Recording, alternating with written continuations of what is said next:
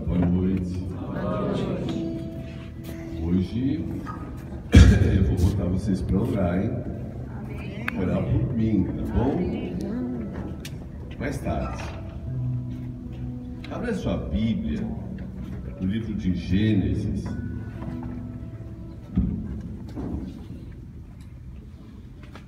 Gênesis 11, primeiro livro da Bíblia.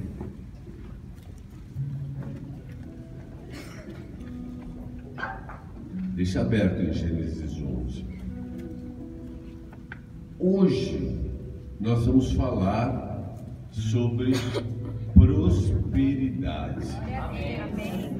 Amém. Mas antes de começar a falar sobre prosperidade, a gente precisa entender claramente que a gente não está aqui nesse mundo para ganhar mais dinheiro, para ter mais posses, para ter mais sucesso. A gente não está aqui para isso. A gente está aqui para ser transformado, amém? Amém? Porque o nosso caráter se transforme dia a dia e se transforme no quê? Ele tem que ficar o máximo possível parecido com Jesus, amém? Nós estamos aqui nesse mundo preparando, não os nossos próximos 10, 20 ou 30 anos, a gente está aqui preparando toda uma eternidade. E na eternidade, você sabe, ninguém vai levar nada, amém? Além de você, do seu coração, da sua alma e de tudo aquilo que você desenvolveu. Então a gente não está aqui nesse mundo pela prosperidade. Amém? Amém? Mas a gente está nesse mundo. Eu não sei quanto tempo a gente vai ficar nesse mundo, mas Deus, Ele promete aos seus filhos que nesse mundo, né, os justos do Senhor não vão mendigar o pão. Ele promete essa prosperidade. E prosperidade, também entenda, prosperidade não significa que você vai ficar milionário, rico. Prosperidade consiste em não falta nada para você. Você tem que ser próspero em saúde. Eu estou precisando, amém? Amém? Você vai orar por mim. Precisa ser próspero, sim, você precisa ser próspero em amor, em família. Precisa ser próspero na sua vida profissional e precisa ter uma condição financeira para manter tudo isso, amém? Isso é ser próspero. E a prosperidade, hoje a gente vai ver um segredo espiritual que é infalível para prosperidade. Quem quer saber, quem quer conhecer esse segredo infalível? Eu tenho certeza, segurança, tá? Porque a prosperidade, ela não depende só de Deus. Vai derramar. Depende de um posicionamento nosso. E esse segredo espiritual tem a ver com esse posicionamento. Amém? Fecha seus olhos, abaixa a tua cabeça, vamos orar. Pai amado, em nome de Jesus, eis-nos aqui, viemos para te buscar a tua direção, buscar a tua palavra. Deus, que o Senhor possa se derramar, que o Senhor possa encher esse lugar com a tua unção, com a tua presença, com os teus anjos, anjos de guerra, anjos ministradores. Que o Senhor possa tomar a minha vida essa noite, toma a minha vida, para que o teu povo, para que os teus filhos recebam aquilo que o Senhor preparou, que não sejam as minhas palavras que saiam dos meus lábios, mas as tuas, Senhor. Por isso, pela tua misericórdia, que o Senhor possa fazer de mim essa noite um canal abençoador, em nome de Jesus. Amém. Aplauda ao Senhor.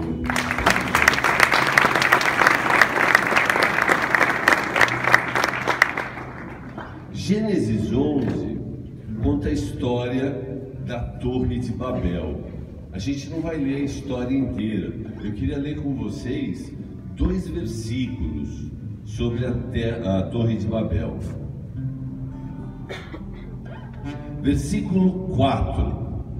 Está na sua mão?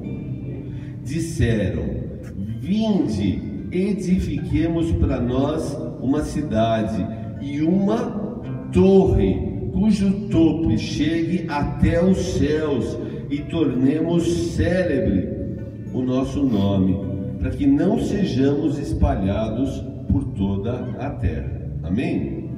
Era assim, era uma cidade, Babel, e tinha um povo que com certeza tinha no coração aquilo que desagradava a Deus.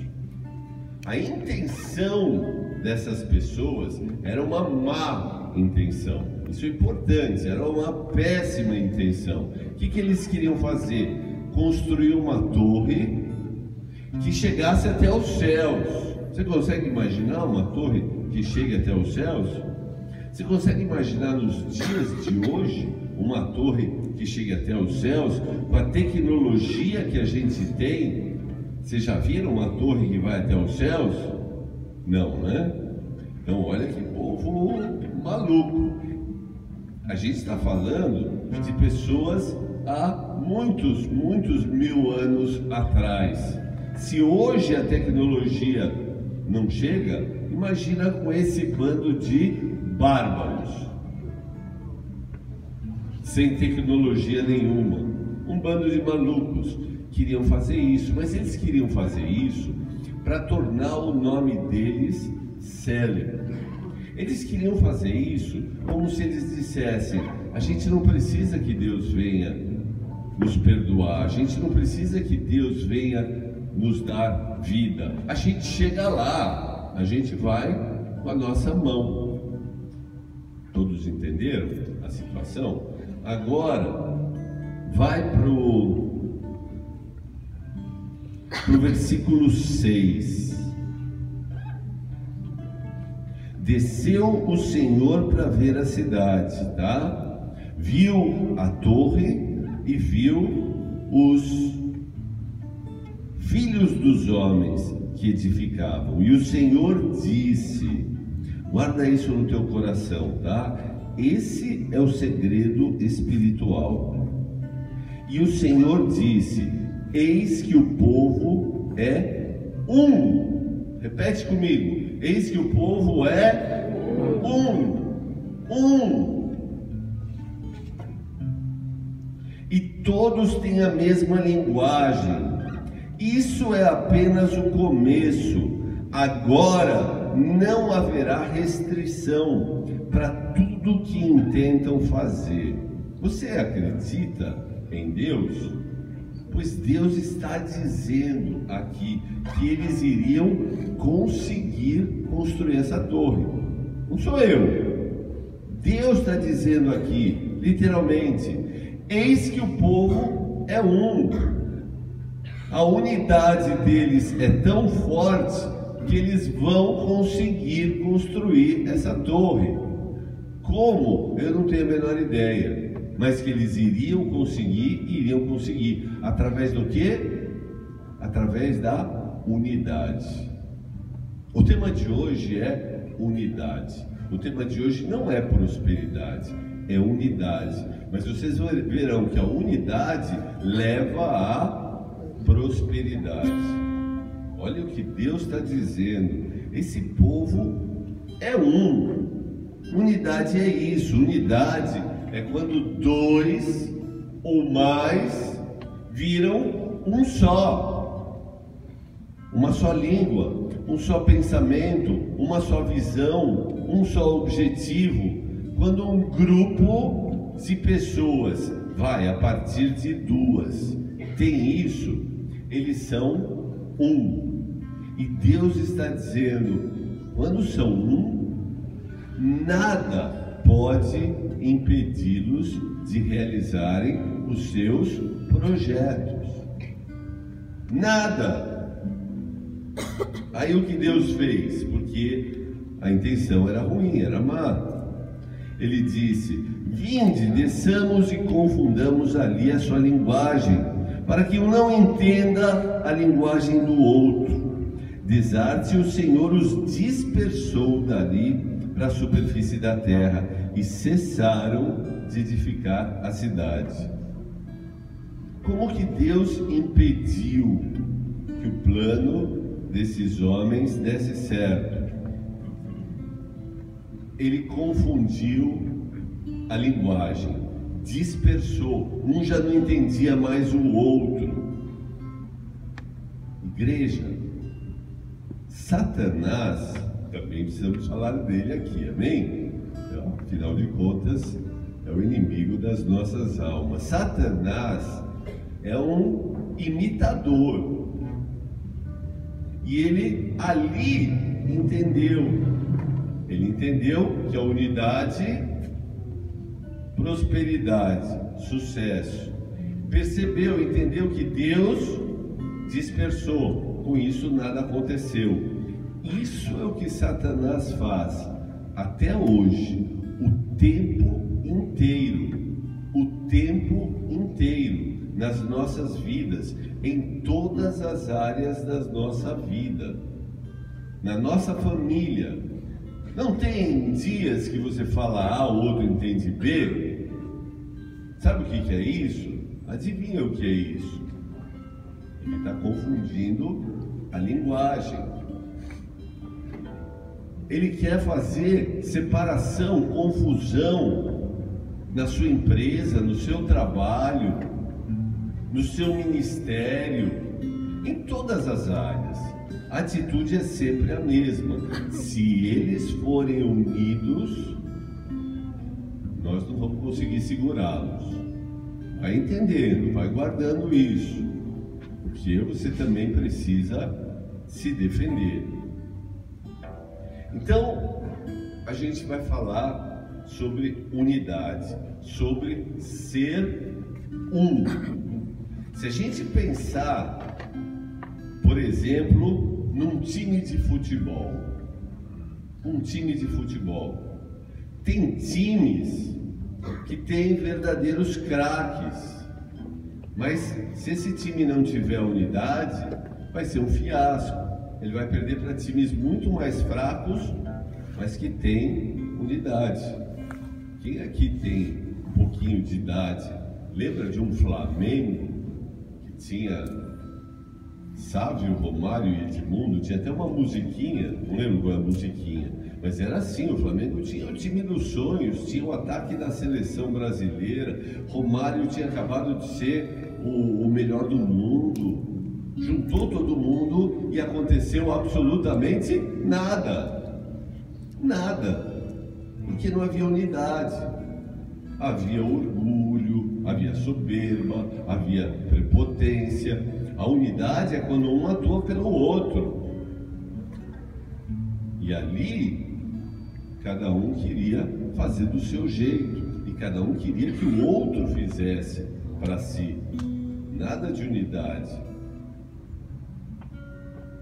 Um exército, para ter vitória, ele precisa ter unidade, precisam ser um. Se você for ler a Bíblia no Velho Testamento, Israel passou por muitas guerras.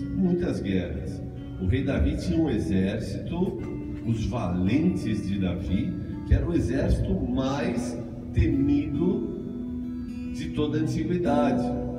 Venceu apenas todas as guerras que travou. Nunca perdeu uma batalha os valentes de Davi. Se você olhar como os valentes de Davi foram formados, escolhidos, eram pessoas de Israel que tinham perdido tudo, que tinham perdido seus bens, suas famílias, sua confiança, sua vontade de viver. Entraram numa caverna, a caverna de Adulão, e viram um maluco pregando. Esse maluco era o rei Davi, que ainda não era rei, mas ele pregava: veja como o Senhor é bom, prove, vai ver como ele arruma a sua vida. Ele começou a pregar. E foram chegando, um chamando o outro, né? Era uma bola de neve naquele tempo. Chamando, e acabaram vindo 400 pessoas no culto de Davi. E essas 400 pessoas quebradas, arrebentadas, olha o que Deus faz, olha o que Deus transforma. Transformou no exército mais temido. Mas era um exército vitorioso, porque se você for ler, você vai ver. O exército, Deus diz, é como se fosse um só homem. Podem ser 400, podem ser 400 mil, mas eles são um só. Eles são unidos, um luta pelo outro, um protege o outro. Estão lutando na frente e olhando para o irmão, para o amigo, unidos, verdadeiramente unidos. E muitas guerras, não só de Davi, você vai observar Deus dizendo, eles são um só homem. E eles podiam lutar com 400 contra 400 mil. E, em geral, Deus colocava mesmo sempre um exército maior para lutar contra os exércitos de Israel. Sempre maior, sempre maior. Por quê? Porque Israel vivia de milagres. Tinha que ser por milagres. Não podia ser uma coisa fácil. Não podia ser algo que, olha, com a minha espada eu consigo tudo. Todos tinham a total consciência da presença de Deus. Amém? Mas a presença de Deus só funcionava por causa da unidade. Deus não conseguiria fazer isso sozinho ou com um grupo desunido, disperso. Nós estamos num momento no nosso país que a gente vem de tempos muito difíceis. E aí, o que nós vamos ter pela frente? Vamos ter um país próspero? Vamos ter um país bom de se viver? Eu vou dizer, depende do presidente, um pouquinho, do governo, um pouquinho, de Deus, mais um pouquinho, mas depende muito de nós. Se nós formos um país desunido, como um time cheio de craques, não vai acontecer muita coisa, né? O que é ser um país unido? Ganhou um presidente, ainda que não seja aquele que você queria. Eu não queria esse. O que você vai ganhar mais? Metade do país jogando contra, metade do país torcendo para não dar certo, para ele se arrebentar. Ou a unidade, ela requer uma série de atributos, como humildade, tem que tirar o orgulho, como abrir mão. Eu não queria, mas veio, então vou apoiar, vou torcer pelo país, vou torcer para que ele acerte. A mesma coisa acontece, por exemplo, na nossa vida corriqueira, no trabalho. Como é que é o seu trabalho? Se você tem um emprego, você é daqueles que dá aquela risadinha quando o outro pisa na bola? Fica feliz quando o outro é chamado a atenção? Fica mais feliz ainda quando consegue o cargo do outro? Vou te dizer, isso não é unidade. Não é aí que Deus vai te abençoar. Você pode até conseguir, com as suas próprias mãos, chegar até um ponto, mas é sozinho, porque Deus abençoa quem está em unidade. Amém? Abre a sua Bíblia, estou falando muito. No livro de Marcos, Marcos 3, vamos ao Novo Testamento. Agora eu vou dar uma corrida aqui na Bíblia, tá? Para que fique mais claro. Marcos 3, versículos 24 e 25. 24 diz assim: se um reino estiver dividido contra si mesmo, tal reino não poderá subsistir. Se uma casa, esse é para nós, hein? Se uma casa estiver dividida contra si mesmo, tal casa não poderá subsistir. Essa é uma das frases mais comuns da Bíblia, tá? Não tem só aqui, tem em diversos lugares, inclusive no Velho Testamento. Quem acha que isso foi Jesus que disse? Jesus disse, mas isso vem desde o Velho Testamento. Repita assim, por favor: uma casa dividida não prospera. Não prospera. Isso é uma lei espiritual. Não prospera. Você pode ter talentos incríveis, você pode ser um super pai, você pode ter uma vida empresarial, mas uma casa dividida não tem jeito, ela não prospera. Muda, por favor, para o livro de Eclesiastes. Volta para o velho, depois a gente vai de novo para o novo. Eclesiastes está logo depois de Provérbios, que está logo depois dos Salmos. Eclesiastes 4. Começa no versículo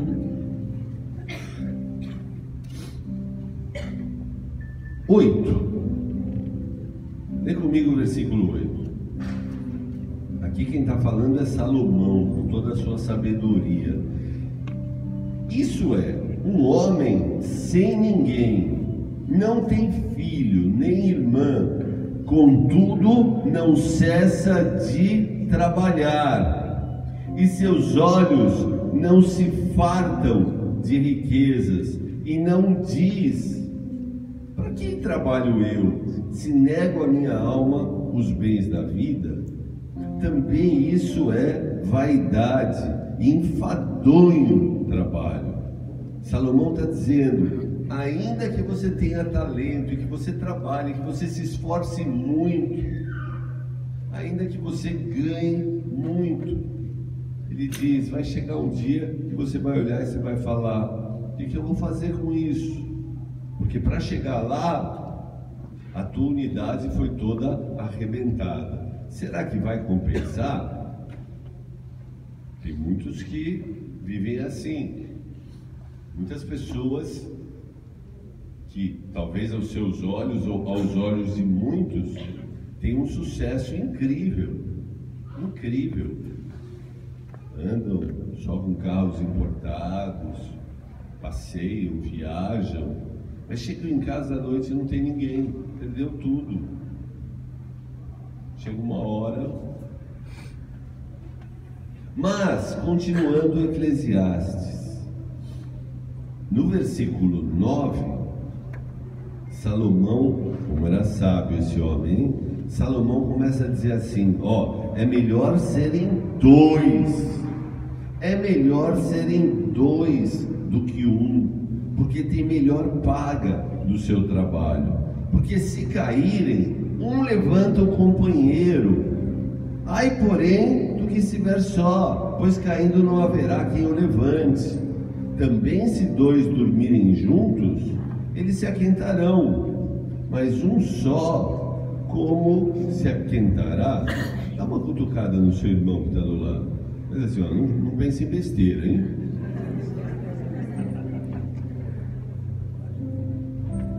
Entendi, pastor.